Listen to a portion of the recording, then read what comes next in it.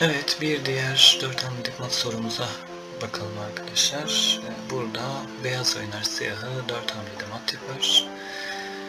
Sorumuzu biraz inceleyelim.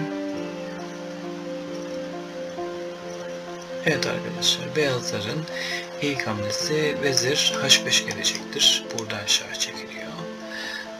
Siyahlar arkadaşlar bu şah hamlesini nasıl durdurabilir ya da ne yapabilir? Şah kaçabilir. Ya da buradaki piyonu bir adım öne sürerek önünü kapatabilir.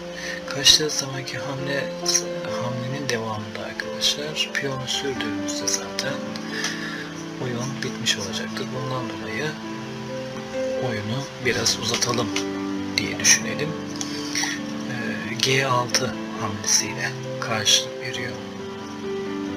Burada ise beyazlar arkadaşlar fil çarpı G6 yani şah çekmeye devam ediyor ve diğer yönüyle de filini feda ediyor.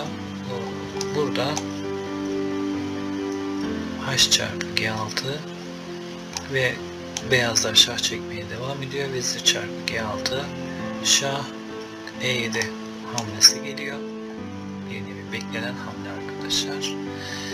Beyazların son hamlesi D5'teki piyonu D6'ya sürerek şahmat hamlesi geliyor.